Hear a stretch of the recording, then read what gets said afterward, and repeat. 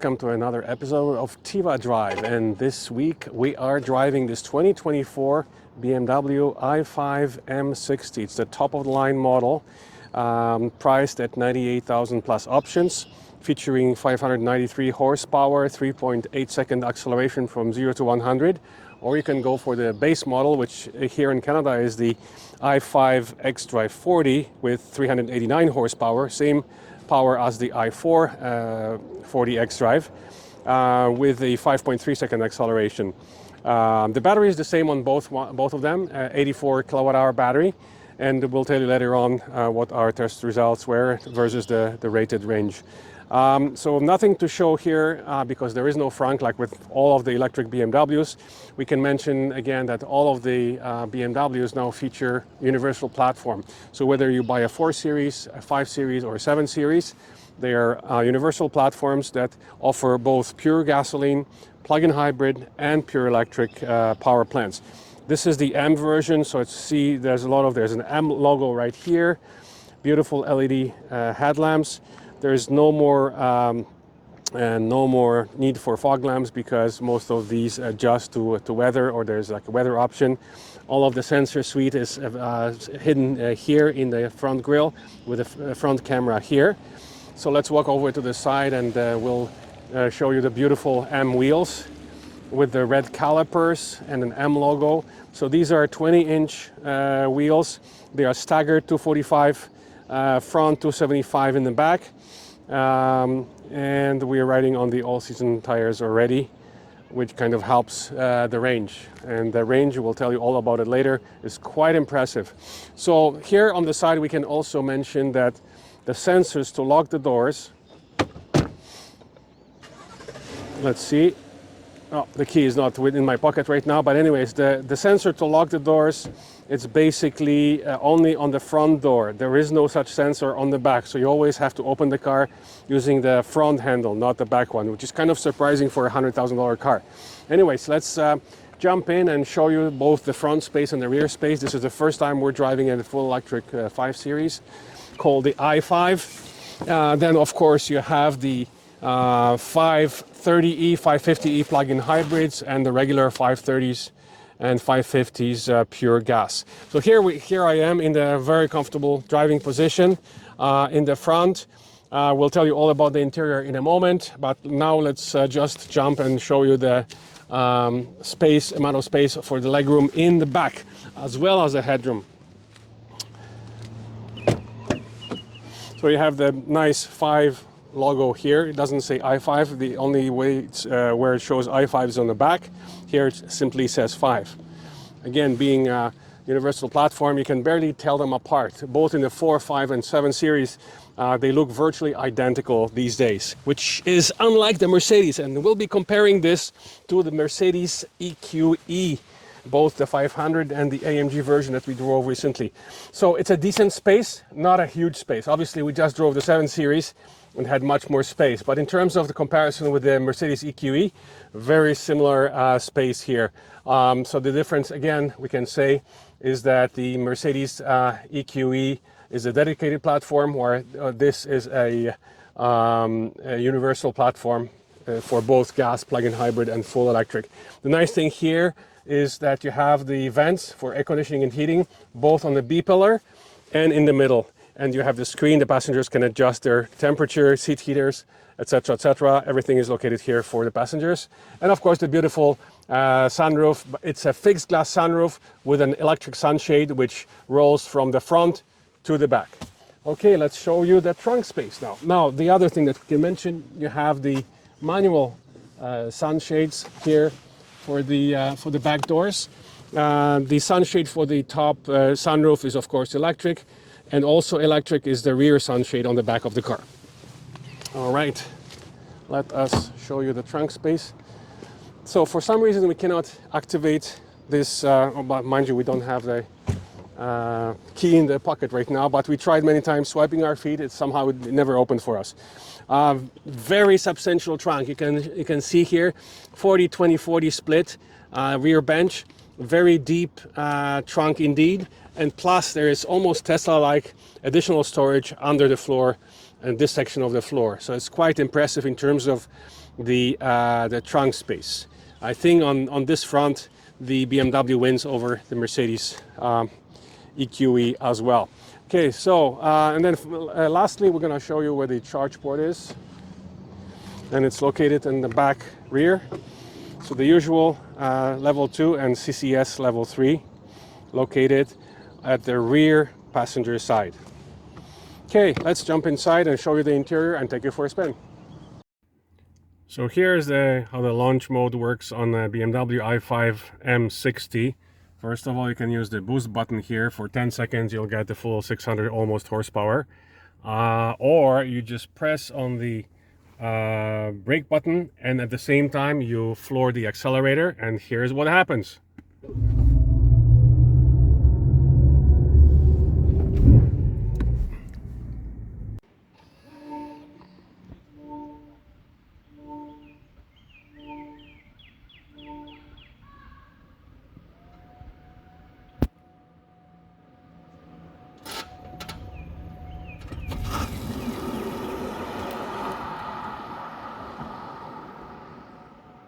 Okay, so here we are inside a 2024 BMW i5 M60, the top of the line with nearly 600 horsepower, 84 kilowatt-hour battery with a rated range of about 450. We'll tell you later what the results of our tests were. We're now in efficiency mode. You change your modes just like in the other electric BMWs using the My Modes button. We are in efficiency mode, and we activated the maximum range mode. What it does is limits your speed to 90 and also deactivates your climate. Right now we're showing 499 kilometers range at 98%. The most we saw was 549 or 550 kilometers using the same range mode in efficiency mode.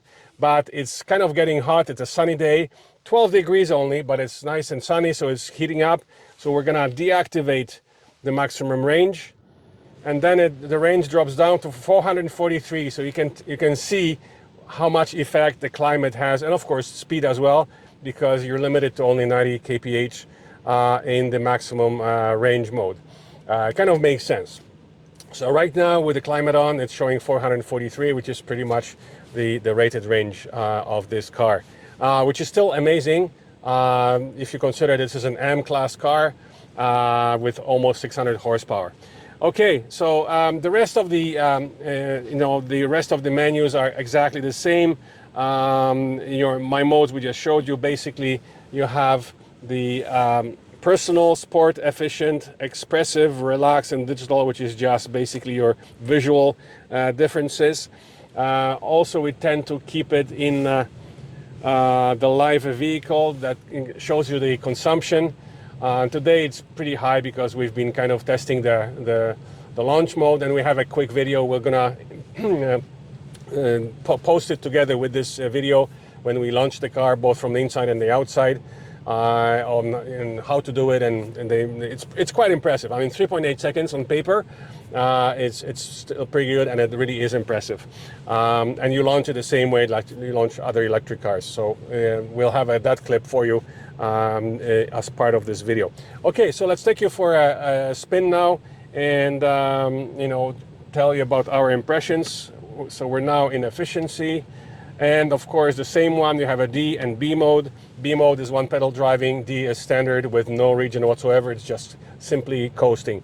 You can change your the view of the main dashboard. We keep it on consumption as well. And then but when you're stopped, it disappears. So it just shows you that right now with the climate, we're using 1.9 kilowatts of power to keep the car on with the climate. Without the climate, it's 0.9 more or less. So the climate is using about at least 1 kilowatt of power. And here on this screen, we're gonna keep it here for the consumption as well. We can reset it now. So basically you do it by pressing this button here. Boom, we have reset now. And we're good to go. All right, now before we go, we wanted to mention, we just tested it, that you have two ports here to put your phones. And initially we assumed that both of them are charging the phones, which is the case in a Tesla. But here only the left one will charge your phone. The right one does not. It's simply a place to put your phone, but it will not charge your car. Also, only one on the left charges your phone, which is kind of silly again in the car that's 100 grand plus options. All right, yeah, sorry, somebody is just walking in front of us, so we'll basically go and let them go, and then we'll continue our journey. Okay, as usual, today, this time around, we're gonna shoot this video in Toronto. It's Mother's Day of 2024, and it's kind of busy on the highways, a lot of people taking their moms out and such.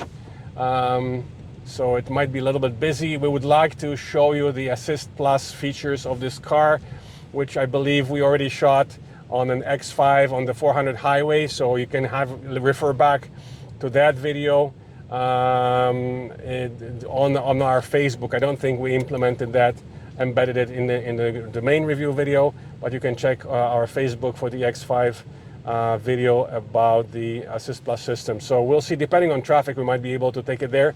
You activate it basically by using these left buttons on the left of the steering wheel. And then the system that's geo-locked only to the 400 series highways plus the Gardner and DVP. When it's available, it'll show you that the Assist Plus is available on the main dashboard. And then basically you activate it, and the moment you let go of the steering wheel, it becomes a fully hands-free Assist Plus system. And it will not prompt you to touch the wheel at all. It's fully hands-free system as long as you basically keep your eyes on the road. The sensors are located right here on the main dashboard. There's a little section here. So if you cover it up, it'll tell you, or you have to move the steering wheel, it'll tell you that it cannot see you, so you have to move the steering wheel so that the sensors can look at you. Or if you drink coffee or something, it'll tell you also that you're not paying attention. Even if you put your eyes on the rear view mirror for a few seconds too many, or if you look at the center screen for more than 2-3 seconds, it'll give you a warning, a very loud warning that you have to pay attention. So imagine how much distraction the center screen on a Tesla is when you constantly have to do everything through your center screen. So here, of course, you also have the head-up display. You can also talk to the car. I mean, you can do the same in a Tesla, of course. So here, your functions, you wake up the car by saying, "Hey BMW, hey BMW, close all sunshades." Okay. And there we go. So the two electric sunshades, so the top and also the rear sunshade were just closed. So it understands a lot of simple commands most of the time, and all you have to say is, "Hey, you know what?" And then it'll do those things for you. You can also use in our case, the Android Auto. You can use the Google Assistant as well for a lot of functions like navigation, music, etc., etc. So basically, again, two models here. And how did they compare with the Mercedes EQE? So we drove both the 500 EQE and the AMG. Now, pricing-wise, BMW is way ahead. Remember we mentioned this car, the M60, which is top-of-line version with almost 600 horses, is priced at 98. The equivalent Mercedes, which we drove, which is the EQE AMG sedan, is priced at 122. So 20 grand more than this car to get the same performance. Yes, it has 620 horses, so 20 horses more, and it's a fraction of a second faster, but we call it equivalent pretty much. So this is a much better deal. Now, in terms of the bottom of the line model, the i5 40X drive with 400 horses is priced at 86. Which is the equivalent of basically the bottom of the line 350 EQE with only 288 horsepower. So obviously much slower. So mind you, the battery on the Mercedes is slightly larger. So it is basically 90 kilowatt hours instead of 84. But we found the BMW to be much more efficient. It's a newer car. It was just launched, where the EQEs were launched a couple of years ago. And it's a much more efficient car. We can tell you that on the highway with the climate, going 400 northbound, the usual middle to left lane speed following traffic, we were able to achieve a consumption of 18 kilowatt hours per 100 kilometers, which is phenomenal for a large, comfortable sedan with 600 horsepower and all-wheel drive.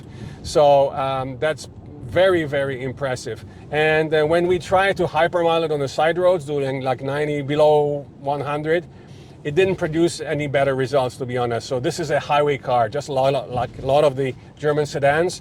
You might as well just take it on the highway and enjoy, because it's very efficient. You won't save much energy by going on the side roads, hypermiling it at lower speeds. So that's great. That's amazing. On that respect, BMW wins hands down. So what would be the reason to pay 10 to 20 grand more for a Mercedes? So if you want the performance, you go for a Beamer. If you want luxury, go for Mercedes, and you'll pay for it. If you want the equivalent performance, you'll have to pay 10 to 20 grand more for that. The Mercedes also offers 3 different versions, where the BMW offers only 2 versions. We can also say that in Europe, and hopefully here soon too, you will be able to buy a plug-in hybrid version. There's 2 of them, 530e and 550e, with the same 19 kWh battery that the 750e we just tested has, except that in the 5 Series, which is much smaller, lighter, and more efficient, that produces a range of over 103 kilometers range on the 5 Series plug-in hybrid. So we're hoping that they're going to bring it here very soon. And if they don't, we already know, and it has been announced, that this 5 Series will be coming here in a plug-in hybrid M5 touring version. Imagine that. Super sports wagon that will compete with the Audi RS6, which is right now it's strictly pure gas. This will be a plug-in hybrid with the even bigger battery of 29 kilowatt-hours, so even bigger range, offering 750 horsepower, under 3 seconds acceleration in a wagon. That's gonna be spectacular. So we hope that we will get a chance to test drive that version when it arrives, either later this year or early next year. So all in all, so we will not get a chance, because of the heavy traffic on the Gardner, to show you the Assist Plus system, but like we mentioned, you can check out our other BMW videos to see how it works. It works very well. It's a truly hands-free system, amazing system. Auto lane change that you initiate with a turn signal. Now on the Mercedes, they take it one step further, where the car will actually initiate the auto lane change all by itself without your intervention. Of course, that can be turned on or off. Kind of similar to Tesla.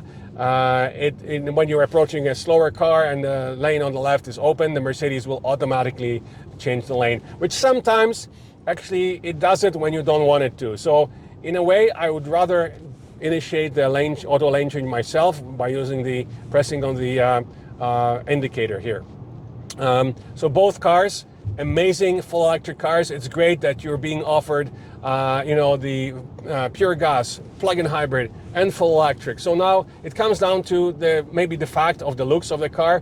The BMWs, both the 4, the 5, and the 7, look identical, almost identical to their gas and plug-in hybrid versions, where the Mercedes on the dedicated platform, they look quite a bit different from their gas counterparts. Another nice thing is that they are priced almost identical to the gas versions, or very similar to the gas version. So this 5 Series in the gas starts in the kind of mid-70s, and then this one, the least expensive i540 xDrive, starts at 86. So there's about 10 grand difference to go plug-in hybrid, and another 10 grand to go, so basically we don't know what the plug-in hybrids will be, but to go from a pure gas to a pure electric, it's about 10 grand difference, which is totally worth it. And then if you want to go for this top-of-the-line model at 98,000 plus options, still way below the Mercedes EQE AMG. So on this section here, it wins. Performance, very similar. Comfort, very similar.